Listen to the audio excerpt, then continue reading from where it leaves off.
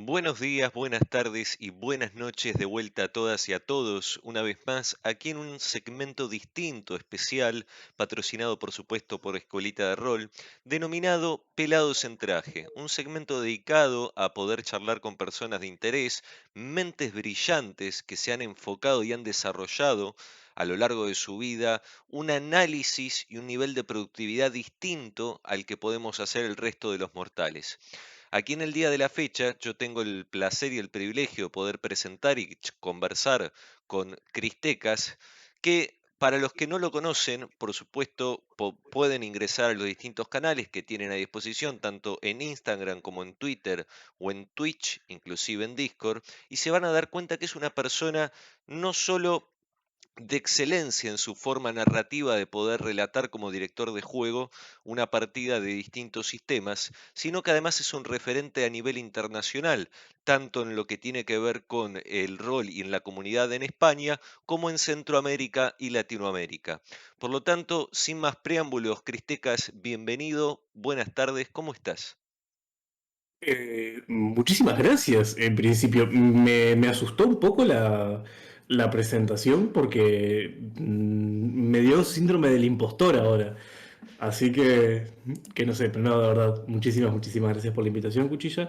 Para mí es un placer venirme, venirme por acá y la verdad es que tenía muchísimas ganas de compartir este ratito.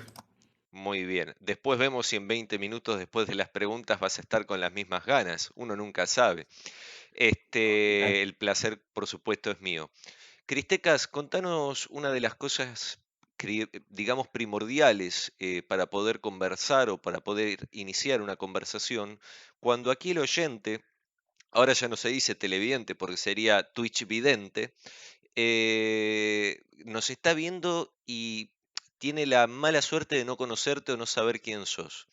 Contale un poco a esa persona que te está escuchando del otro lado, cómo te llamás, a qué te dedicás, qué cosas haces, qué cosas te gustan, lo que vos quieras compartirnos. Bueno, en principio mi nombre es Cristian, pero todo el mundo me dice Cris o Cristecas directamente. Cristecas es una amalgama de mi nombre y mis dos apellidos, que es Cristian Techera Camarano, y por ahí salió el tema del nick. Yo en mi vida privada me dedico a la informática, aunque estudié comunicaciones, tecnologías de información y comunicación. Eh, y me gusta muchísimo ser un nerdo, lo disfruto de sobremanera y sobre todo jugar rol. Me gustan las historias, me encanta la literatura, soy un apasionado de las cosas que tienen que ver con las artes en general y creo que eso es lo que me llevó en gran parte a convertirme en el nerdo que soy, que está como meta-referenciando todo el tiempo a cosas exteriores, cosas externas. Lo que soy, sin dudas, es un cúmulo de cosas que no sé, son extensas como el mar, pero profundas como un charquito. Hay una cuestión que estás planteando que es muy interesante, que es esta pasión por el arte, que ahora vamos a intentar desarmarla o entender cuál es tu postura respecto a esto, pero también es interesante ver cómo vos dijiste que te dedicás a la informática y si bien podríamos denominarlo como un arte, es una cuestión relativamente esquemática o monótona, o yo estoy, digamos, en otra sintonía con respecto No, a esto. estás en lo correcto, de hecho. Merece como un análisis más desde el lado derecho este del cerebro, más viéndolo desde lo matemático, desde lo formal, desde el raciocinio y no tanto desde el lado creativo. Y a pesar de que toda mi vida me preparé para ejercer creativamente, nunca lo hice.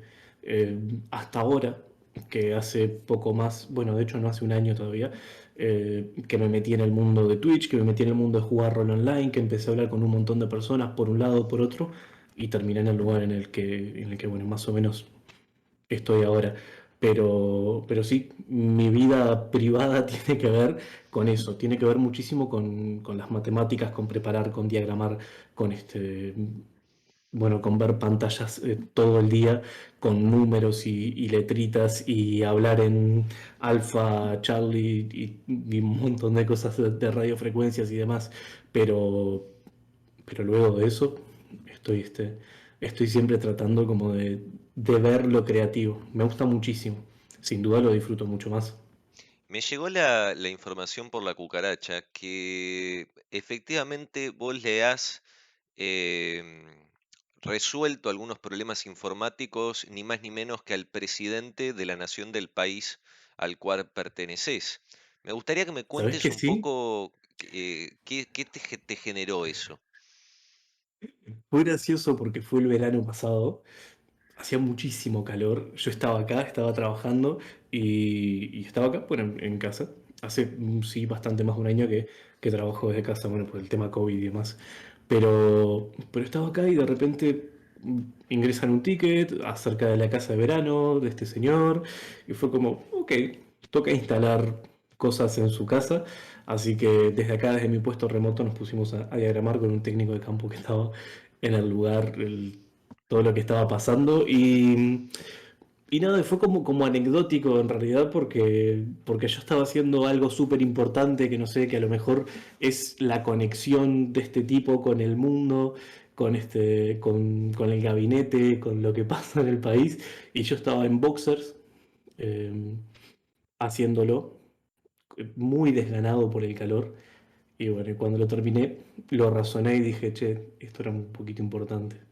Capaz que estaban resolviendo, si no podías resolver ese problema, por ahí se generaba una guerra entre países, digamos, inclusive. Podría darse la falta de comunicación, se podría haber tomado como una falta de respeto en producción de eso, las consecuencias podrían ser catastróficas. Así que resolviste, creo que algo muy importante. Contanos Sí, una sí. cosa, Cristicas, esto es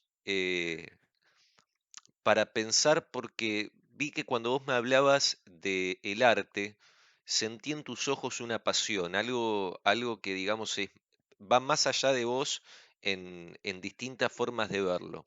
Y me gustaría que me lo pudieras definir, según tus palabras o lo que entiendas vos, por qué es arte. Eh, Creo que muchos se han metido en ese barro y no han salido bien parados, pero desde mi perspectiva personal y no académica, el arte es lo que hacemos, lo disfrutamos y lo creamos con un sentido que sea agradable a los demás.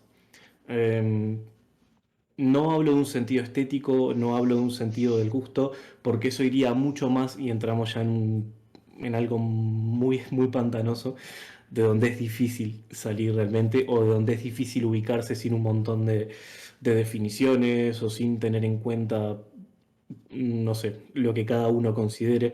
Hay mucha gente que dice que el arte es subjetivo, hay mucha gente que clasifica el arte dependiendo de un montón de cosas y demás, pero yo considero que el arte es todo lo que sea un producto cultural que uno pueda consumir y sea disfrutable.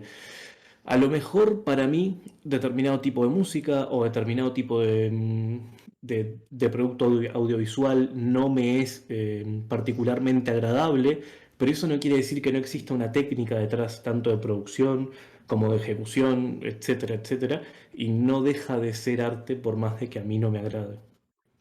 Bien, entonces con ese criterio podríamos decir tranquilamente que el trabajo que vos realizás, aunque parezca monótono, aunque sea de informática, también puede constituirse como arte.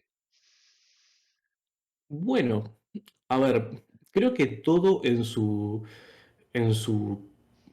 existencia en sí tiene su grado de arte, porque hay quienes hacen de su oficio un arte, sin dudas. No lo considero en mi caso, porque lo mío es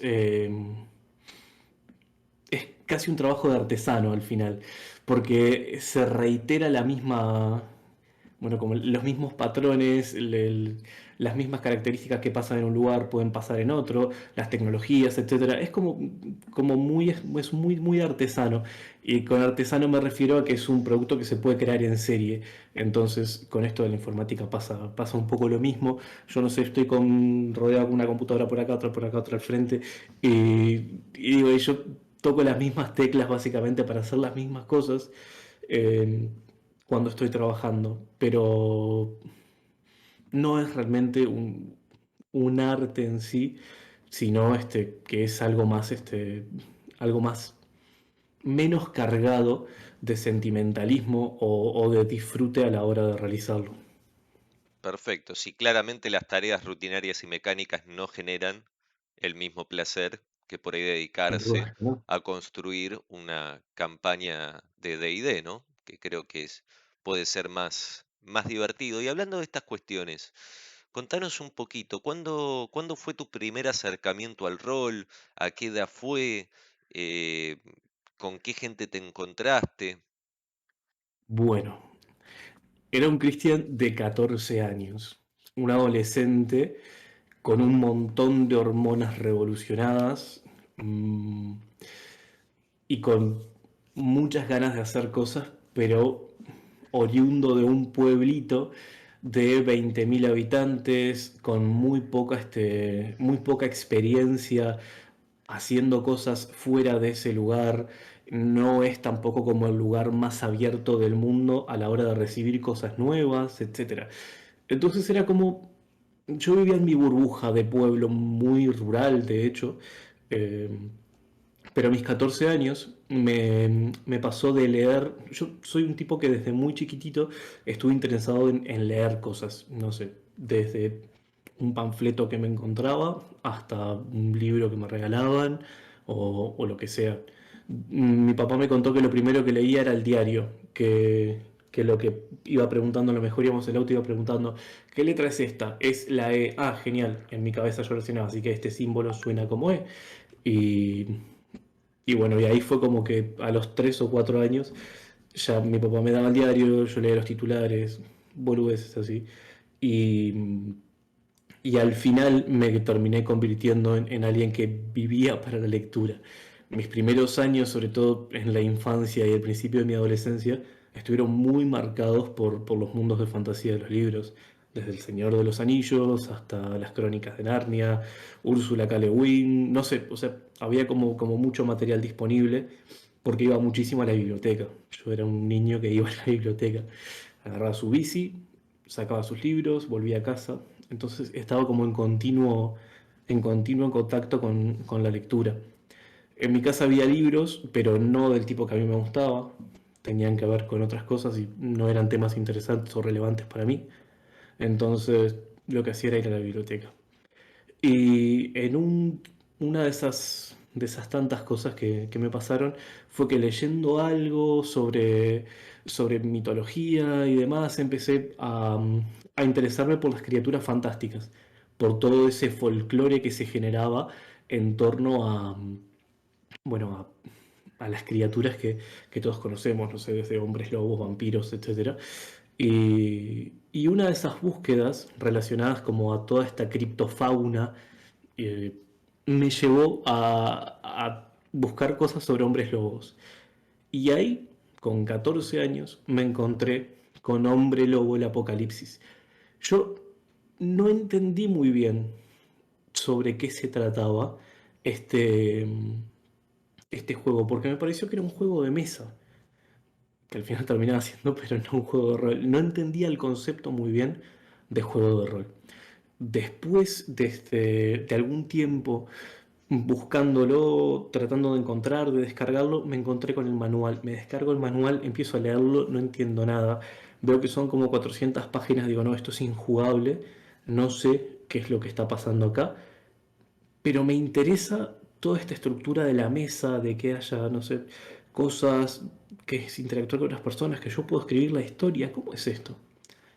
Y la búsqueda de juegos de rol me llevó a palabras que yo ya había escuchado en el pasado, que eran calabozos y dragones, porque lo había escuchado a lo mejor en la televisión, o porque lo había leído por ahí, o no sé, pero sí me era familiar el concepto de calabozos y dragones.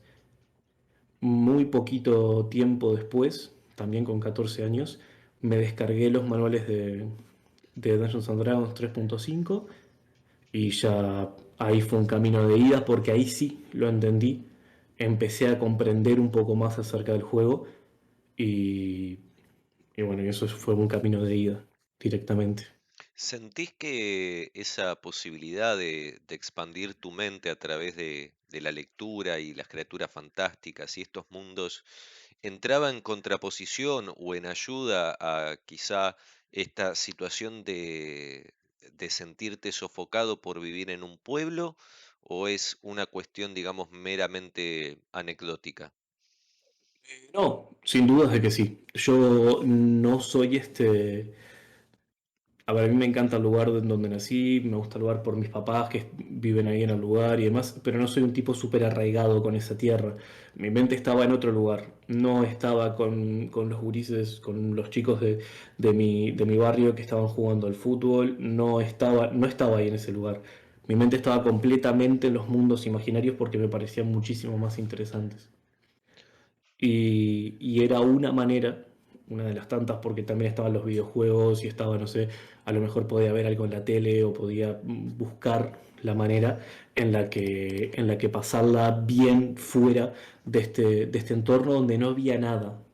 Y las cosas que a mí me gustaban eran de raro o no eran lo que la gente comprendía.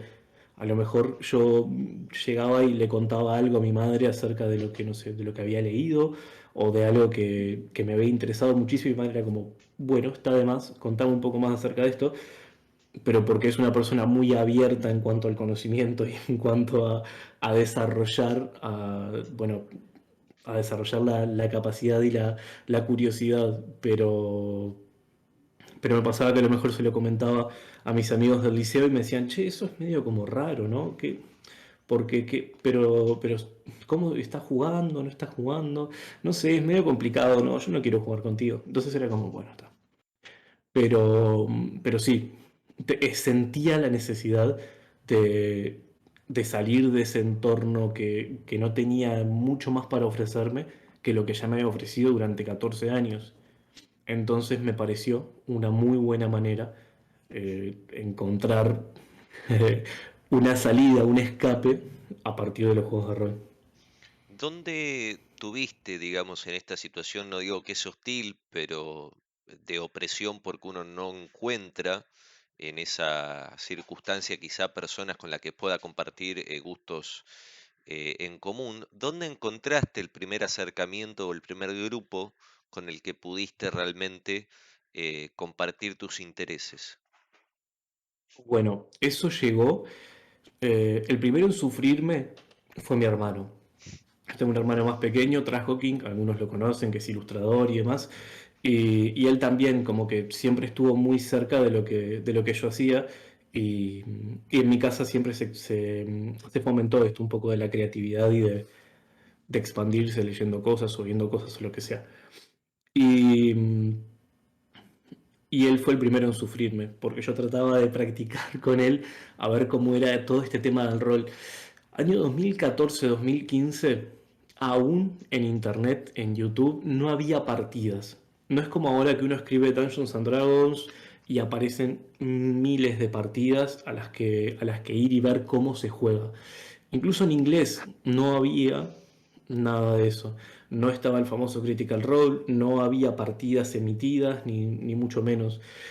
Entonces yo no sabía si estaba haciendo bien aquello, si estaba jugando bien, si, si lo que yo estaba haciendo en aquella mesa era muy libre o si se ajustaba realmente a las reglas o no.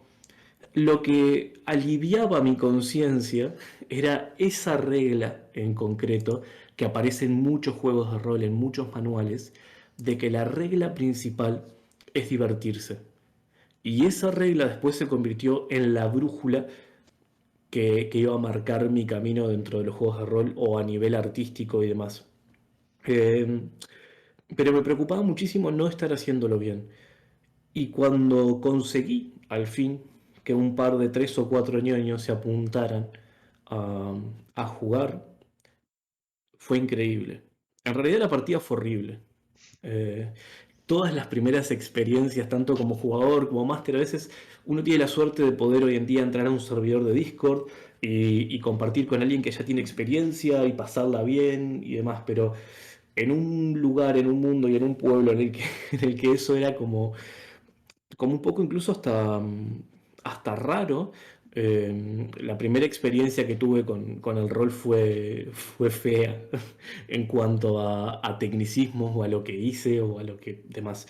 pero sí para mí fue una experiencia increíble a nivel, estoy encontrando esto, están pasando cosas que están de más, me gusta muchísimo cómo puede pasar lo que sea, y nada, esa fue como una explosión de cosas que dije, me gusta esto, quiero hacer mucho esto.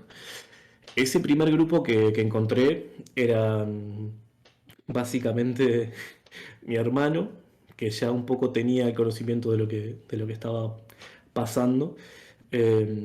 Facundo, que era un compañero bajista de una banda en la que yo tocaba. Iván, que era el baterista de la banda. Y, y Alejandra, que era mi novia en ese entonces. Y era, bueno, mi círculo más íntimo. Ellos, después de que les rompí bastante los huevos, accedieron a jugar y fue interesante. Fue interesante porque ellos se coparon muchísimo, les gustó lo que estaba pasando, se sintieron en la libertad de poder hacer lo que sea. Obviamente yo en ese entonces no tenía idea ni de teoría rolera, la famosa teoría rolera. No tenía idea de nada, simplemente era el juego, había un objetivo y listo. Y todo era como muy chapucero.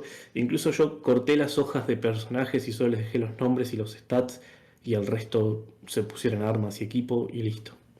Pero fue una experiencia rara, muy adaptada, pero que me llenó de cosas, me llenó de alegría y me gustó. Y dije, esto es el puntapié de algo. Y vaya que sí lo era.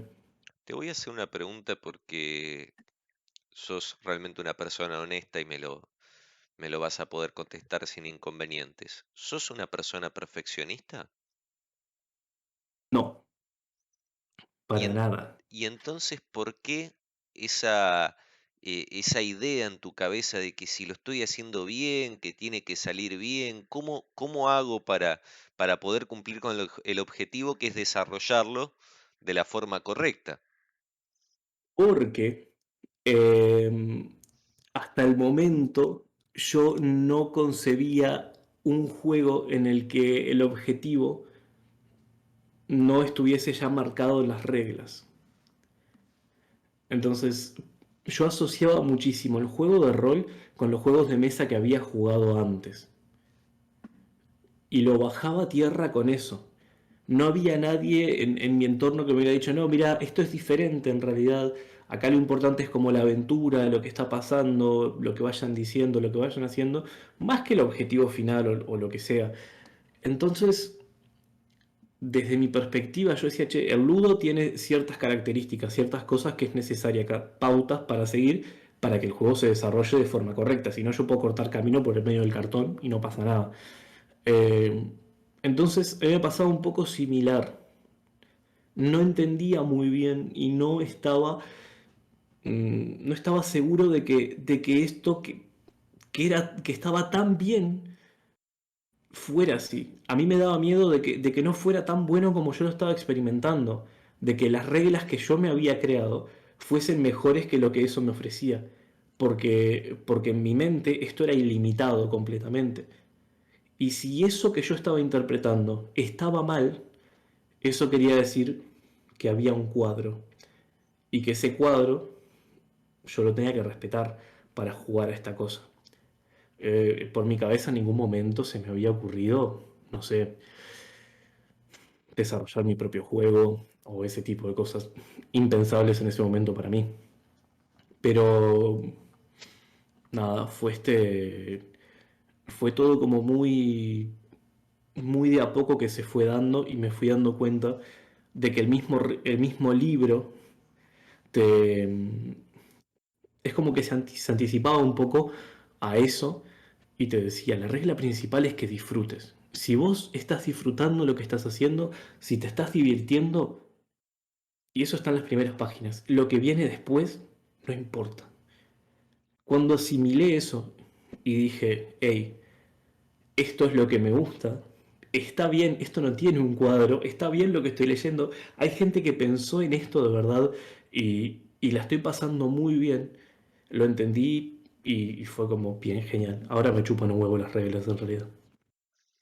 En relación a las partidas físicas que mencionaste, que iniciaste con tu hermano, con la gente de la banda, con tu novia, ¿cuándo fue el momento en el que sentiste que lo que estabas haciendo, no digo que supere el promedio, sino que lo estabas llevando a un nivel quizá de satisfacción, si lo queremos poner en diversión, realmente reconfortante, disfrutando el trabajo que vos realizabas dirigiendo partidas?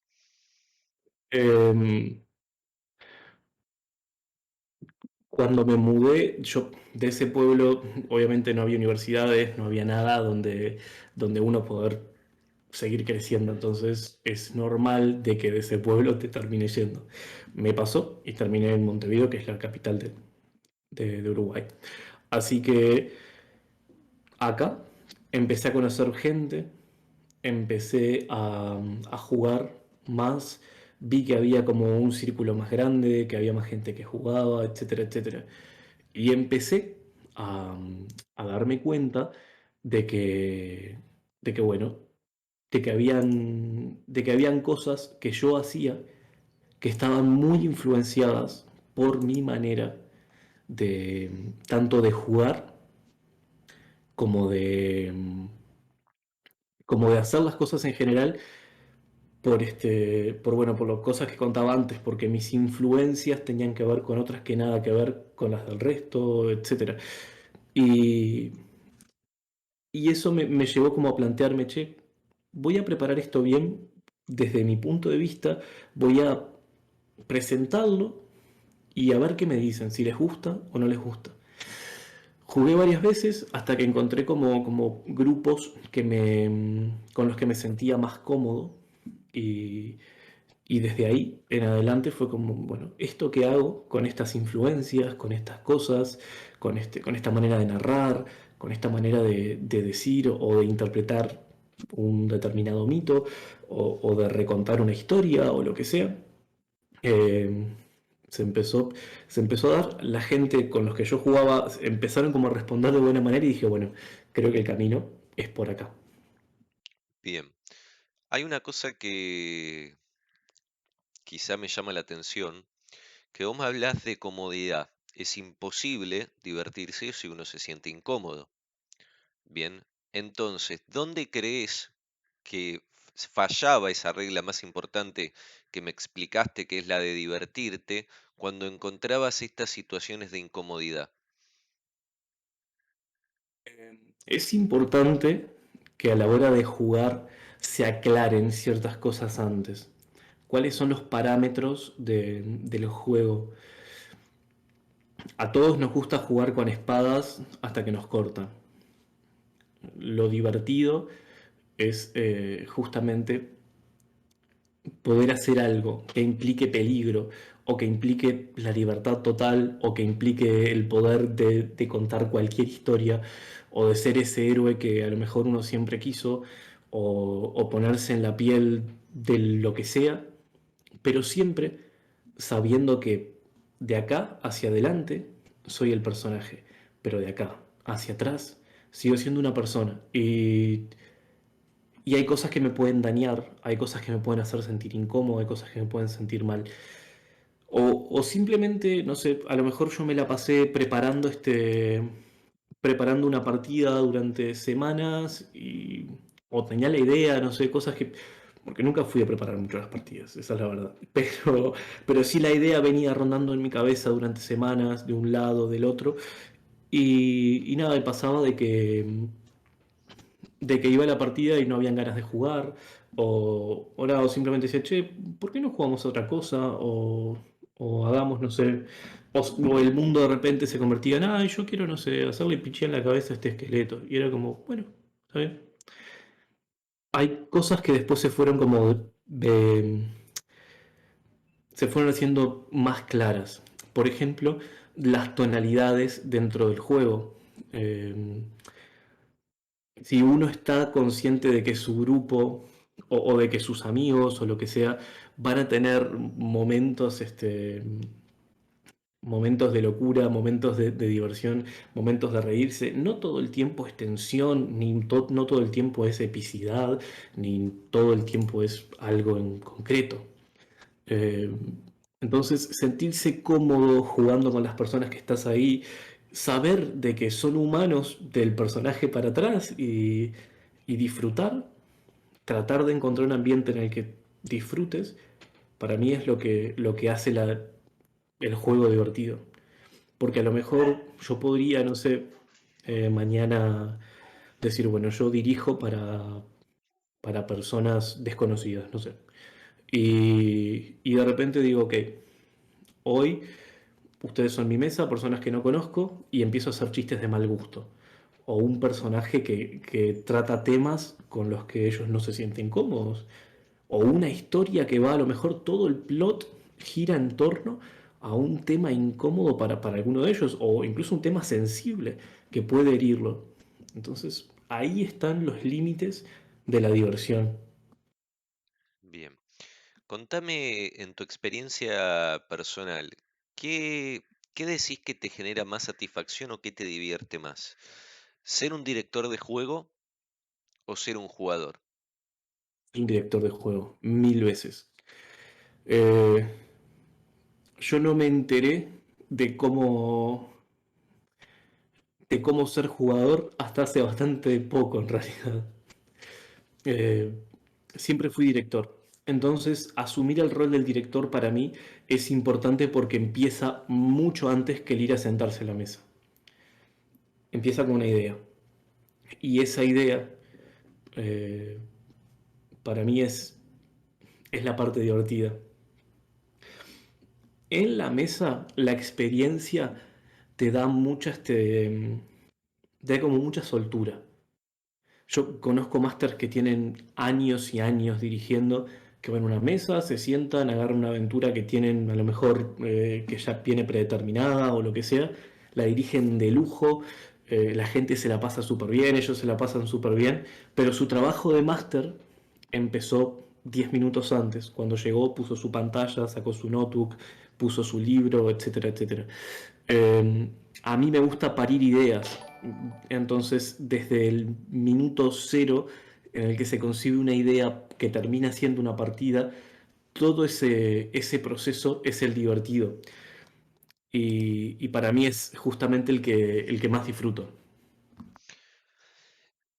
¿Cuándo fue el primer momento o el primer acercamiento como director de juego en la comunidad a nivel virtual? Cuando ya dejó de ser físico para pasar a ser rol virtual. ¿Cómo fue esa transición? El tema era COVID, muchísimo. Fue en agosto del año pasado. Eh, yo estaba en casa, tenía mucho tiempo libre.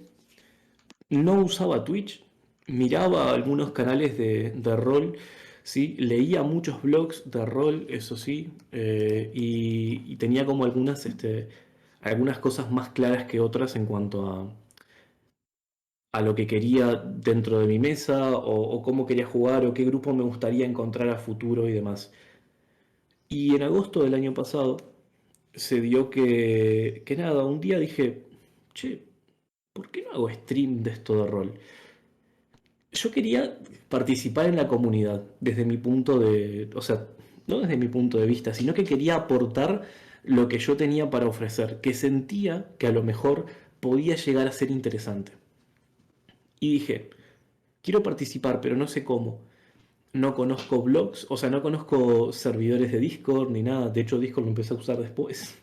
No conocía eso en el momento. Tampoco era que usara Twitch frecuentemente para ver partidas que dijera, che, me puedo sumar a ustedes o no sé, o invitarlos a jugar. Entonces dije, ok, voy a armarme mi propio proyecto y tratar de meterme en la comunidad a ver qué pasa, a ver si a la gente le copa lo que yo tengo para decir. Y surgió de que un día dije, bueno, ¿qué puedo hacer? Miré alrededor y dije, estoy solo, de nuevo, porque las personas con las que jugaba habitualmente estaban, bueno, o en cuarentena, o fue como el momento muy, muy fuerte de COVID acá en Uruguay que explotó todo, Y dije, estoy solo de nuevo, ¿qué hago? Y dije, ok, voy a revisar un manual y voy a comentar los bichos. Porque sentía que era también un poco volver a esas raíces de buscar esa fauna extraña que en mi otra soledad me había acompañado tanto. Entonces puse la cámara, de hecho agarré el celular, en principio no tenía una cámara, eh, puse el PDF del manual de los monstruos en un lado y dije, bueno, voy a comentarlo. Me hice un Twitch, cero suscriptores, cero viewers y lo emití. Eh, fueron como una hora y media la que estuve revisando el manual, comentando y no sé, y dando mi punto de vista acerca de, no sé, unicornios, genial. Entonces hablaba un poco acerca de esto, o no sé, o llegaba a la parte de sirenas, genial, no sé. Comentaba acerca de la forma original de las sirenas, que los mitos griegos no tenían esto, pero bueno, no sé, es como dando un poco mi perspectiva acerca de las criaturas y demás. Hice dos ediciones de eso, que lo vieron varias personas, creo que fueron como 12 o 13 personas que lo vieron y yo dije, para, hay 12 o 13 personas que le interesa esto y fue como, ok, a ver un poco más. Me atreví a hacer un par de cosas más, de hecho hice algunos como relatos que tenían que ver con Dungeons and Dragons y demás. Y eso me llevó un día a descubrir también digo, otra gente que estaba en lo mismo en Twitch, pero no tenía la confianza para decirles, che, no sé, podemos jugar a algo, no sé, no me salía tampoco de decirles. Y porque también yo en mi interior pensaba, estos me van a decir, porque claro, yo veía, no sé, a la mansión del dragón y decía, estos que están recontra zarpados, si caigo yo y les digo, che, vamos a jugar, van a decir, este pelagato quién es, me van a pegar una patada en el orto y me van a tachar de por vida. Y, y era lo que yo veía desde afuera. El tema es que un día los estoy viendo que ellos están en vivo, yo estaba comentando en el chat y Alex, de la mansión del dragón, estaba en una cosa que le decía el chiringuito rolero, que era como estaba gente y hablaban de un montón de temas. Yo estaba en el chat y estaba comentando lo que decían y me dice, che, Cristecas, yo estuve viendo tus videos. Y yo dije, ay, ¿qué pasó acá? Los vi en Twitch, vi que estabas revisando el manual. Venite a Discord y hablamos de un poco de eso. Dije, ok. Me, me voy a Discord, entro a la conversación y descubro de que son personas. Esa gran barrera que yo tenía con, no sé, de ver gente que emitía rol, que streameaba rol, o que hacía cosas copadas que yo decía, bueno, está, ellos están en otro nivel, es otra liga, es otra cosa completamente distinta porque ellos saben un montón de cosas que obviamente yo no sé, porque además yo no sé nada porque vengo de un lugar en el que no me enseñaron nada acerca de esto. Y ahí o sea, con ese pensamiento de fondo fue que me entré a la Mansión del Dragón, a ese directo, y empecé a hablar. Descubrí que eran personas y que estaban tan perdidos como yo en todo. Y ese día fue como que encontré mi lugar en la comunidad y ahí ya empezó una serie de cosas que estuvieron de más. Empezar a jugar con gente de España, empezar a jugar con gente de Latinoamérica, tener mi propio canal, que de justamente de compartir así con cosas que empezaban a pasar y dije, bueno, ya está. Creo que encontré mi lugar.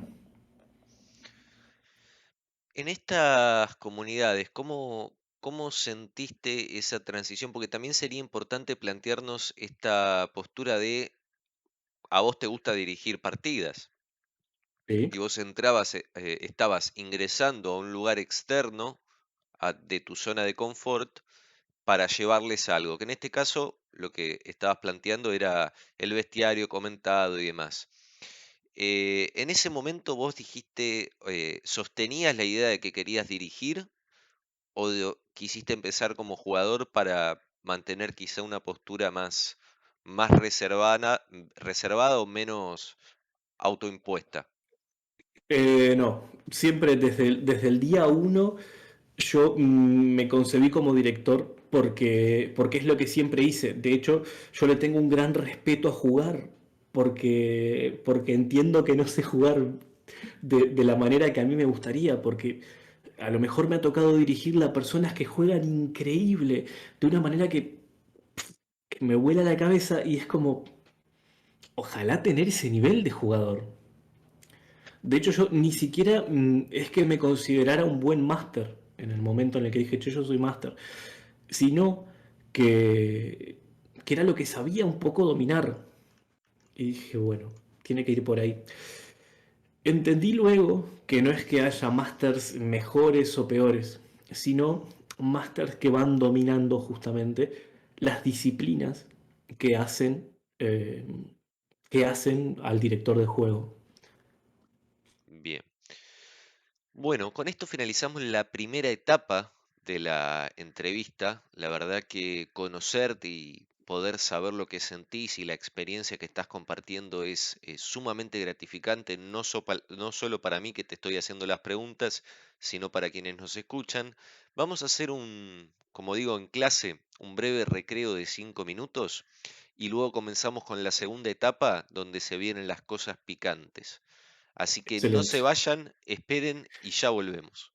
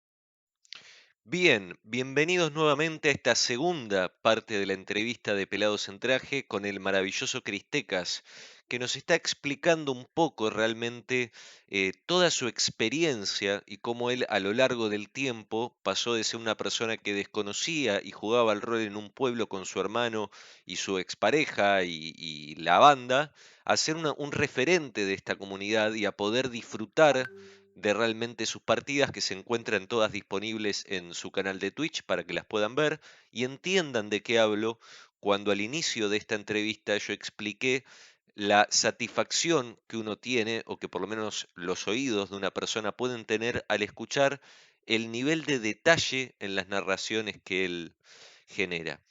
Cristecas, te hago una pregunta para poder empezar a abordar esta segunda parte, que quizá puede ser un poco más engorrosa. Vamos con la primera de las cuestiones más importantes.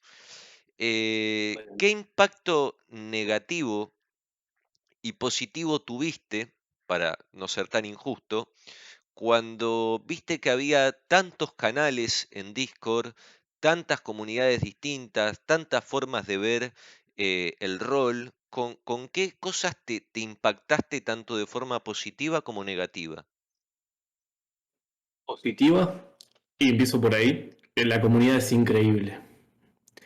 Y su contraparte negativa, la comunidad es una mierda. Eh, Pasa esto, como en todos los lugares del mundo, hay cosas muy buenas de su comunidad y cosas muy malas de su comunidad. La cosa mala es que por alguna razón el rol alberga un montón de nazis y un montón de misoginia y un montón de homofobia y bueno, y un montón de cosas malas en realidad. Pero también pasa de que la comunidad de rol tiene algunas de las personas más amorosas que he conocido en mi vida. Pasa que existe como una especie de hermandad increíble donde se pasa muy bien, donde se disfruta muchísimo, donde conoces gente con tus mismos gustos, que tiene unas aspiraciones increíbles y que a lo mejor estás sentado jugando con personas que están a 10.000 kilómetros o que pasan, no sé, un montón de cosas por ahí. Eh, el impacto negativo que tuvo en mí es llegar y encontrarme con que existe un bloque de personas, seamos justos en realidad, el 95% de la comunidad es increíble.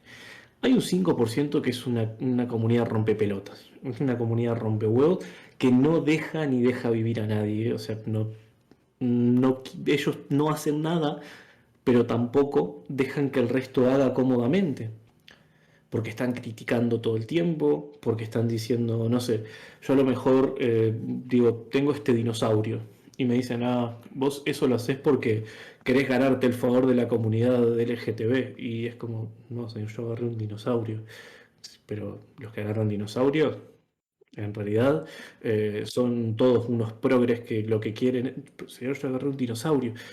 O sea, es como que hay un bloque de gente que están constantemente buscando cosas malas dentro del contenido de otros o buscando la manera de degradarlo. Y eso está de menos. Eso está de menos porque, porque entra a aplicar el falso sesgo de ser muy bueno en algo que es una pelotudez. Porque la gente se olvida un poco de que estamos jugando, de que estamos jugando juegos de mesa, de que estamos jugando un jueguito que tiramos dados, movemos macaquitos y decimos yo soy un elfo nivel 18 que casteo bola de fuego. Y la gente empieza como, porque en la extraordinaria calidez que tienen mis palabras y el agrado de anunciarles de mi presencia a la hora de castear esta bola de fuego con mi mago nivel 18, es como, señor, usted es un pelotudo igual que yo que tiene un montón de años y que en vez de estar haciendo algo más útil y que aporte algo a la sociedad desde donde está jugando. Y, y está muy bien jugar. Aplaudo la decisión de jugar y de no abandonar nunca lo lúdico. Pero no me digas que, que lo que vos haces está bien y lo que yo hago está mal. Porque lo que estás haciendo es lo mismo que hacen los niños cuando dicen, no sé. mi dinosaurio es mejor que el tuyo porque es verde, pero el mío es mejor porque tiene puntito, no, pero el mío es mejor porque tiene un cosito azul. Entonces, eh, es un poco por ahí. Digo, hay como ese bloque de gente que está molestando, que no deja al resto disfrutar simplemente y que las cosas se den. Pero el 95% de la comunidad es increíble y los amo un montón y es de las mejores cosas que me ha pasado en la vida, realmente. He tenido el placer y la suerte de conocer gente increíble. Yo no sabía que existía gente tan increíble hasta agosto del año pasado, me parece. ¿Eh? Sí conocía un par, pero para mí eran cosas raras. Y luego entré en la comunidad y me di cuenta de que la gente buena es más común que la gente mala, pero que la gente mala rompe un montón las pelotas y hace un montón de ruido. Bien, vamos a hilachar un poco en estos términos de cómo se está diagramando la entrevista para tratar de mediar no entre la excelencia de las personas que son magnánimas por la humildad y el amor que nos pueden transmitir, o esas personas perversas que andan desgarrando nuestra personalidad tratando de criticar todo. Vamos a enfocarnos en un punto medio para poder ¿Sí? analizar esto. ¿Dónde sentís o con qué habitualidad sentís que hay pujas de poder o choques de ego en esta comunidad dentro de lo que se ofrece al público o dentro de lo que juegan las personas habitualmente dentro de la media? Hay gente que tiene mucho ego, sobre todo en los masters, lo veo muchísimo que hay gente que a lo mejor lo que quiere es mostrar lo mucho que sabe acerca del rol, acerca de un sistema, acerca de este juego, acerca del otro. Y, está bueno, o sea, está bueno compartir tu conocimiento, pero de una manera en la que, en la que no afecte lo que hacen los demás. Sí veo eso, o sea que la figura del máster está como muy... El máster es lo más grande que hay, y eso no es así, porque el máster es un jugador más de la mesa. Si en la mesa hay 7 personas jugando, eh, son 7 los jugadores. Es eso. De hecho, se hace como una diferenciación que la hacemos en el lenguaje y que no me gusta tanto. Eso de que están los jugadores y el máster. Eh, el máster es un jugador más. Es el que lleva el hilo conductor, pero es eso. Eh, para mí la parte interesante realmente del rol está en los personajes. En el que deja de ser cuchilla y se pone en la piel de un doctor y es capaz de, o sea, es lo que digo, a lo mejor es la persona más increíble, amable, buena persona y que no traicionaría jamás a sus amigos, pero da una interpretación de ese personaje que sale completamente de sí mismo y se convierte en un doctor malvado que es capaz de apuñalar por sus ideales eh, a los que lo acompañan y es como, ahí está la magia del rol. No en lo que yo pueda decir como director del juego. Porque yo a lo mejor puedo describir de más una cañería sucia. Pero lo que pase ahí, la magia, el momento, lo hacen los personajes. La actuación, la manera en la que desarrollan los eventos, sus decisiones, todo eso. Y sin embargo, se endiosa a la figura del máster, que simplemente está ahí para decir, está pasando esto, está pasando lo otro. Y por alguna razón se miden los egos. Eh, es interesante verlo desde ese punto de vista de que a lo mejor hay como mejores y peores, porque, porque me hizo pensarlo. Y dije, eh, obviamente la comparativa está ahí y uno quiere ver qué tiene contra el resto. A mí en ningún momento se me había cruzado por la cabeza compararme con otro máster, Uno, porque no tenía más referencias, salvo la de los dos o tres eventos que había ido, que había visto gente jugar rol, pero que no los consideraba tampoco como una experiencia en sí porque eran one shots, no sé, ese tipo de cosas. Y lo segundo, porque no, no me consideré en ningún momento un tipo que dijera, bueno, estoy como para jugar en la categoría de los mejores masters porque soy el propio. No, todo lo contrario. Yo era como, bueno, yo vengo de un pueblo donde yo era el único, eh, seguramente sea recontra pedorro. Vamos a ver qué hay, vamos a aprender. Vamos a empezar a sumar todo lo que se pueda. Y ahí empecé a ver un poco el tema de las habilidades y de sumar las habilidades externas al juego. Eh, a mí me gusta muchísimo la literatura, como decía antes. Entonces, todos esos libros, todas esas historias que yo leí, esas descripciones, esa manera de decir las cosas, es aplicable a este juego. Me gusta la música, genial. El suspenso, la manera, el modo, etcétera, se pueden aplicar acá. Me gusta, no sé, dibujar, genial. Lo puedo aplicar acá también. Todas las habilidades externas son aplicables al rol, incluso aquellas que uno diría no tienen nada que ver con el rol. No sé,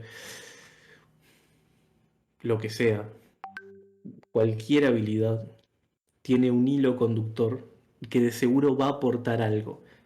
Y cuanto más de tus experiencias previas y cuanto más cosas logres meter dentro de tu juego y de tu manera de jugar o de tu manera de dirigir, más disfrutable se va a hacer. Porque vas a estar trabajando con cosas con las que te sentís cómodo y además vas a estar sumando más Bien, herramientas, etcétera. bien. Te hago entonces dos preguntas, una que tenía preparada y otra en función de lo último que acabas de decir. La primera es si como director de juego alguna vez dejaste de sorprenderte de lo que hacían los jugadores o tenés la capacidad de poder asombrarte constantemente y poder disfrutar de esa espontaneidad. Y la segunda es si como director de juego la experiencia de una persona quizá más grande, bien o adulta, permite darle una perspectiva mucho más satisfactoria por los agregados que se pueden aportar en función de la experiencia consolidada, que es el camino de vida que ha recorrido cada persona. Empiezo por lo primero. En cuanto a sorprenderse, me parece que es una capacidad que no hay que abandonar nunca. Por cuestiones de la vida, en algún punto de mi existencia dije, me voy a hacer mago. Terminé siendo mago profesional, casi me uno a un circo, competí en eventos internacionales. Bueno, una locura. Y aprendí algo que para mí es la lección que me dejó ser trabajar como mago. De hecho, cuando me vine para Montevideo, yo tenía una beca y el resto lo hacía trabajando como mago en bares y bueno, boludeces. Eh, la lección que eso me dejó es no hay que perder nunca la capacidad de sorprenderse. Incluso si este juego de magia yo lo hice 15 veces esta noche en este bar. Para mí es la vez 15 que lo hago, la vez 15 que lo veo, yo lo ejecuto, yo sé cómo se hace. Pero la persona que está delante lo ve por primera vez y siente la emoción esa que por un segundo, antes de racionalizar lo que está pasando, antes de crear esa idea en su cabeza de lo que está pasando, de cómo se pudo haber hecho, de qué hice yo con mis manos, de qué objeto utilicé, hay una milésima de segundo que donde la magia es real. En ese momento todo lo exterior desaparece y ese puntito de magia se convierte en realidad. Y en el rol pasa similar. Esa hora y media, 2 horas, 3 horas, cuatro, seis, lo que dure tu partida, ese intermedio entre, hola chicos, vamos a jugar y por hoy termina la partida, ese espacio es mágico. Y ahí pasan cosas increíbles, porque la realidad no está en ese lugar, la realidad está afuera. Y ahí somos lo que queremos, hacemos lo que queremos y tenemos el poder de decidir sin consecuencias eh, que nos afecten a nosotros de manera real, salvo que diga en ese instante, no sé, decida hacer algo que afecte realmente, como decía antes, emocionalmente a un compañero de juego o lo que sea. Pero, pero poco se puede decir de, de sorprenderse que no sea no perder jamás esa capacidad, porque es básica para el juego. Y lo otro, sobre la otra pregunta, ¿me la replanteás, por favor? Bien, si las experiencias de vida dan elementos para poder constituirse como un director de juego de forma mucho más eficiente por los agregados que me explicaste que le podías agregar. Que decías antes que le podías poner. Bueno, la verdad es que no. Que podés tener 15 años y ser un director de juego de la puta madre. Eh, Porque a lo mejor tenés 50 años de pelotudo. Y esto pasa en todos los ámbitos de la vida. Eh, Podés tener 15 años y ser un excelente narrador. Y capaz que tus modos culturales, las cosas que te influenciaron, te hacen un excelente narrador de, no sé, capaz que no de la llamada de Cthulhu, porque capaz que con 15 años ni siquiera agarraste Lovecraft por primera vez y vas a dirigir una partida de terror, agarras el sistema, más o menos lo ves, como es, bueno, no sé, ratas en las paredes, es muy fácil. Capaz que no es como la gran experiencia de juego, porque tus influencias culturales no son esas. Pero a lo mejor agarrás, no sé, un juego de Fate de superhéroes o Mask o lo que sea, y tus 15 años de vida te los has pasado leyendo cómics. Y vas a hacer ese mundo de goma, vas a hacer esa narración como alguien que tiene 50 años, que lleva 50 años leyendo a Lovecraft, pero que no toca un cómic en su vida, puede hacerlo. Cada uno tiene sus propias habilidades y las vuelca a eso, y las experiencias culturales y las influencias son distintas en todos los casos. Entonces es muy fácil que algo te salga muy bien y es muy fácil ser muy malo también en algo muy parecido dentro de la misma disciplina. Es interesante lo que estás planteando porque muchas veces pasa que cuando alguien busca un director de juego trata de por lo menos encontrar una figura relativamente adulta que plantee quizás situaciones adultas y por ahí nos encontramos un sujeto que si bien se constituye como adulto, por ahí mentalmente no pasó la pubertad, entonces podrían darse situaciones engorrosas, para ser Tal cual, sutil, ¿no? tal Para cual, ir- tal cual, tal cual. Bien, contanos una cuestión para ir cerrando la entrevista. Desde ya te adelanto que vamos a tener una segunda porque me quedan 1000 preguntas por hacerte. Una cosa, Pero respuestas cortitas y vos dispará.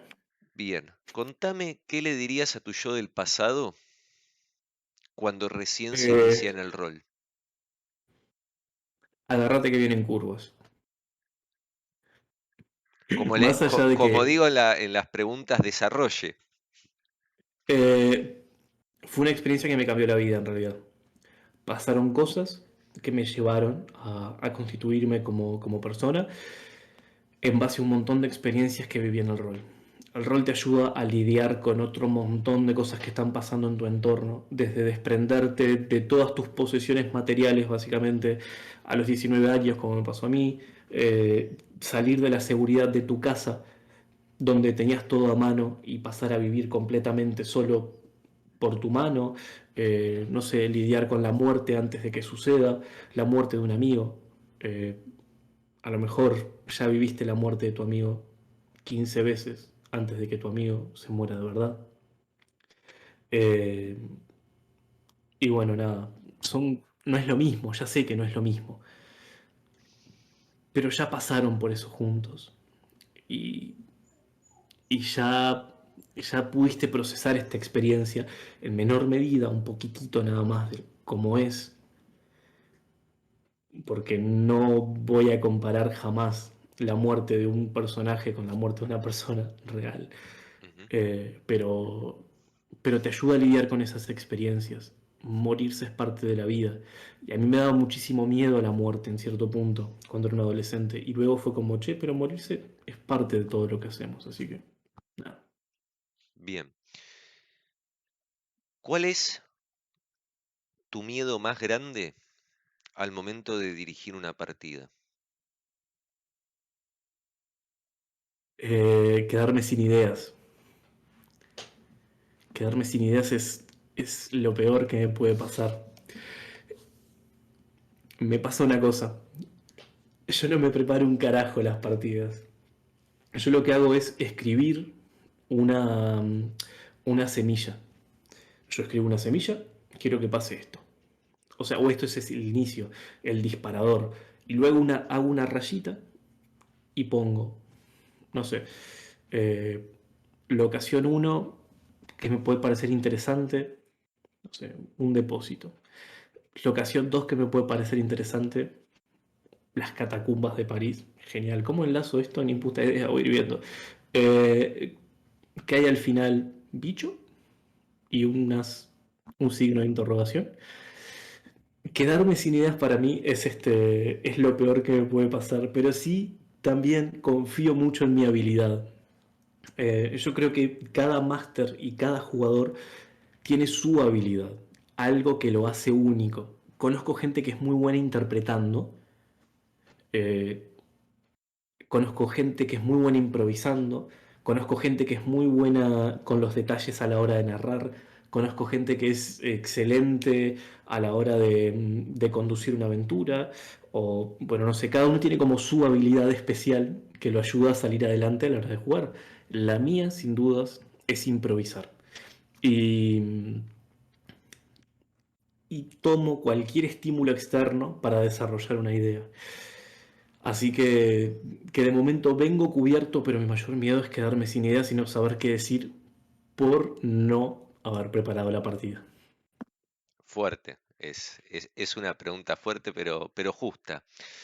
Cristecas, ¿qué mensaje le darías a la comunidad y a esas personas que recién se inician en el rol o que están dando pasos chiquititos y quieren quizás ser directores de juego o ampliar los esquemas de los sistemas en los cuales participan? No tengan miedo. Todo es muy fácil. Se le atribuye un labor más grande del que en realidad se hace a la hora de ser máster. Y además, cada uno desarrolla su propio estilo. No todos vamos a ser Matthew Mercer. No todos vamos a ser, no sé, Master Pifias, que es un narrador de la gran 7. Eh, a lo mejor tu estilo de juego es otro. Tu manera de decir las cosas, tu manera no sé, de cambiar las reglas, tu manera de llevar una cosa u otra, hacen que tu juego sea increíble sin la necesidad de ser un narrador de este estilo o de este otro.